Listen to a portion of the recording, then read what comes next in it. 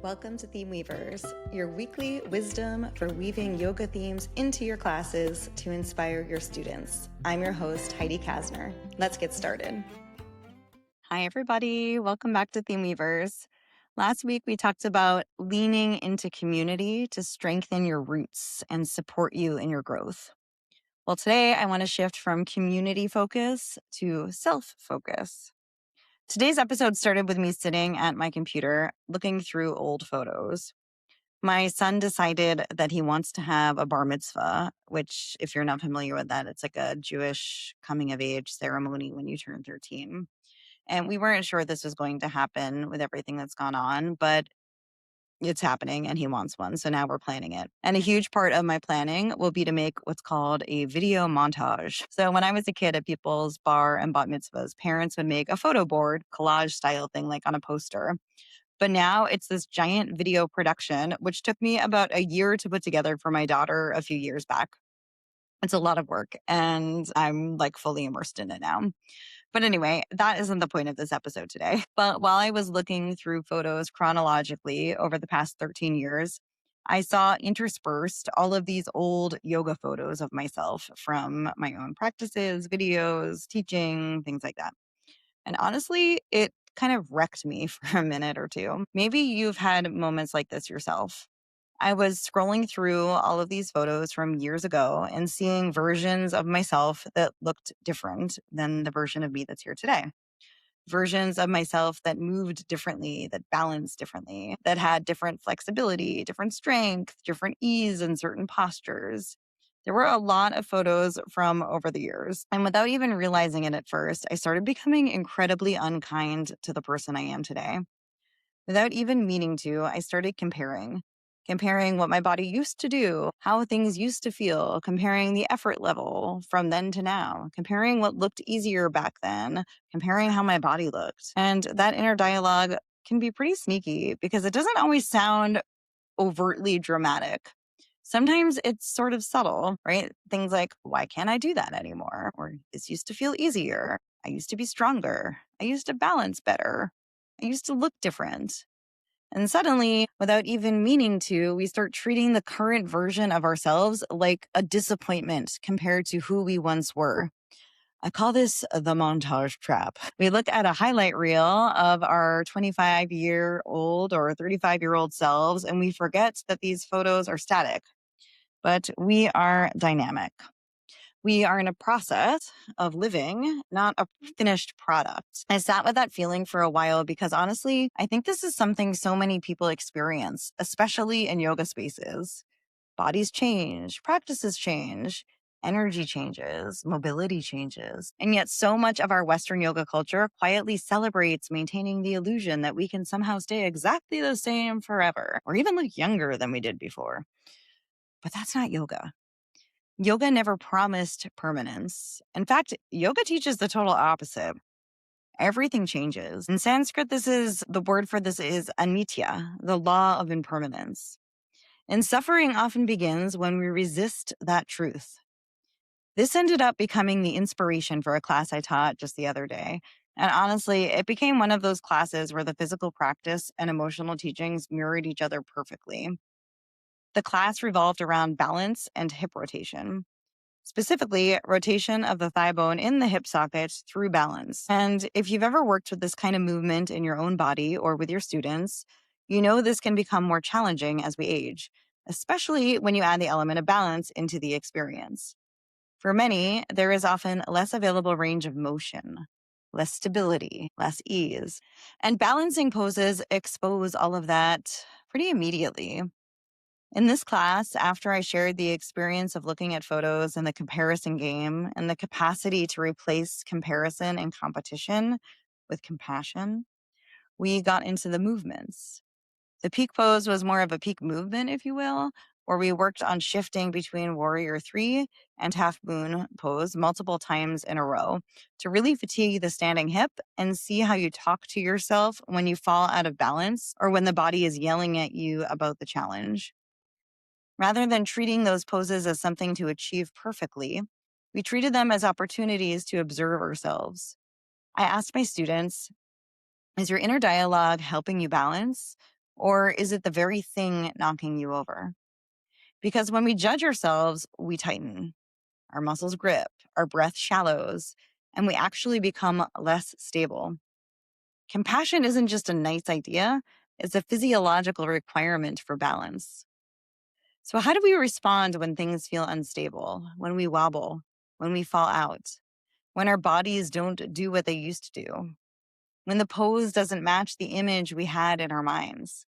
Because honestly, that's where the real yoga starts. Not when everything feels graceful and easy, but when things feel hard and we notice how we speak to ourselves in those moments. As you know, one of the aspects of teaching a well-themed class is offering through-line phrases that you can use throughout class to keep the theme in our students' minds and to help make the practice become embodied.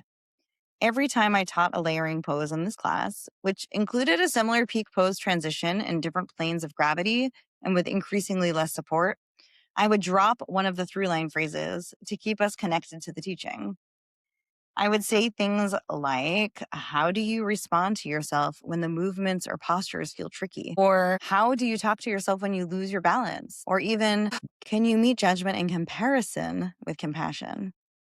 I personally like using question phrases as it invites self-reflection and awareness, which are important aspects of the practice. I think this theme in class ties so beautifully into Yoga Sutra 1.12, which is often translated as the fluctuations of the mind are quieted through practice and non-attachment. And I think sometimes we hear non-attachment and misunderstand what that means. Non-attachment does not mean not caring. It doesn't mean becoming disconnected or passive. It means releasing our grip on needing things to be a certain way, releasing attachment to who we used to be, how things used to feel, what we think should be happening, or the image we have in our minds of how practice is supposed to look. And honestly, I think many of us are deeply attached to former versions of ourselves, versions that felt younger, stronger, more flexible, more energetic, more capable. And there's grief in realizing we cannot go backward. But there's also freedom in realizing we don't need to. Non-attachment, or vairagya, is the practice of discoloring the memories that keep us stuck. It's looking at those 13-year-old photos and saying, that was a beautiful season, without letting it make this season feel like it is lacking. Because the version of you from 10 years ago is not separate from the version of you now. That version of you carried you here.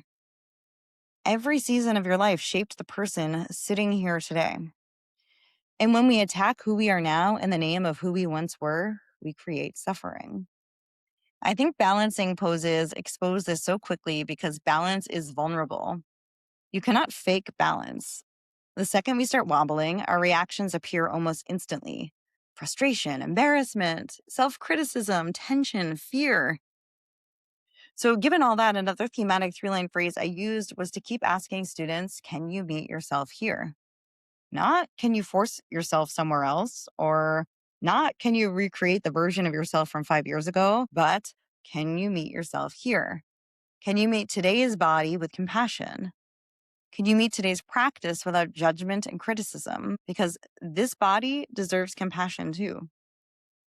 I think so many of us unknowingly approach yoga with the mindset that every practice should prove something, that we should always be progressing, always improving, always expanding.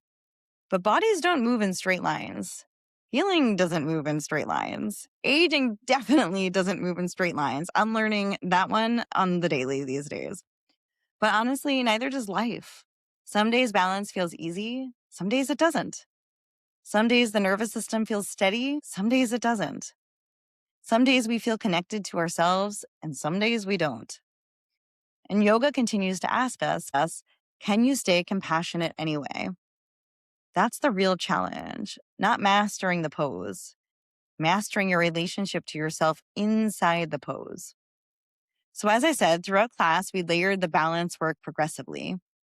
We started with more support, hands on blocks, back foot lightly touching the ground as you transition, wall support, simpler variations that might still have felt challenging for some. And then slowly we began removing support layer by layer, not because harder automatically means better, but because challenges reveal habits. Adding the extra challenge reveals where we grip, where we panic, where we judge ourselves, where we stop breathing, where we abandon ourselves emotionally.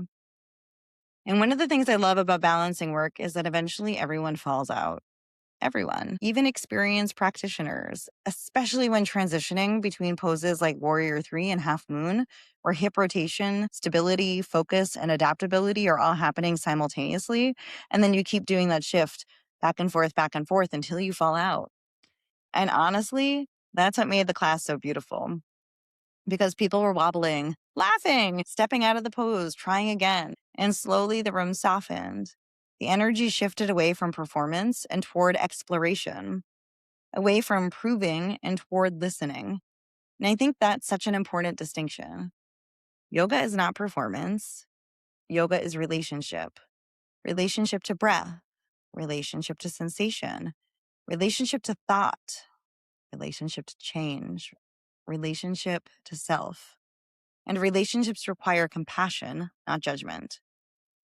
Another phrase that I repeated often throughout this class was falling out is part of learning. And I think we need that reminder far beyond yoga poses. Because somewhere along the way, many of us learned that struggle means failure, that wobbling means we're doing badly, that losing capacity means losing worth, that needing support means weakness. But none of that is true. In fact, needing support is deeply human, which I talked about in our last episode. Changing is deeply human. Aging is deeply human. And honestly, yoga becomes much more meaningful when we stop trying to practice like we are separate from those realities. I would be remiss if I didn't remind us that there's another yogic teaching that really connects here too, and it's ahimsa, which translates to non-harming. We often think ahimsa is about not hurting others, but comparing yourself to a past version of yourself as a form of internal violence. It's a way of saying that the person you are right now, you aren't enough. The practice is to put down the weapon of comparison, especially inside of challenge, especially inside of aging, especially when comparing ourselves to who we once were. And I think comparison creates such sneaky suffering because it removes us from the present moment entirely. Instead of actually experiencing the body we're in, we begin mentally arguing with reality. We start negotiating with time, wanting old abilities, old energy, old versions of ourselves. But yoga keeps bringing us back to now, this breath, this body, this moment. And I think there's something incredibly healing about finally stopping the argument with what is, not giving up, not becoming passive, not stopping growth, but softening, meeting ourselves with a little bit more kindness, a little bit more understanding, a little more humanity. In this specific class, right after Shavasana, I offered this closing reflection. Maybe non-attachment doesn't mean giving up. Maybe it means releasing the belief that you have to be who you once were in order to be worthy today. Maybe the practice is learning to stop fighting the version of yourself that exists right now, to stop comparing, stop punishing, stop grieving yourself while you're still here. And instead, meet this body, this season, this moment with compassion. Because today's version of you deserves kindness too. Honestly, I think this is one of the deepest practices yoga offers us. Not becoming someone else, but learning how to stay present and compassionate with who we already are, even as things change, especially as things change. Okay, so that was what I wanted to talk about on this week's episode of Theme Weavers. I would love to hear how this episode resonated with you, so please reach out in the comments or through Instagram or email. And if you know another yoga teacher or human, not that yoga teachers aren't human, but other person that isn't a yoga teacher, but who might need this reminder right now, feel free to share this episode with them. Thanks for listening, and I'll see you next time. Thank you so much for joining me. I'll see you next week with a new theme and inspiration to bring to your yoga practice and your teaching. See you next time.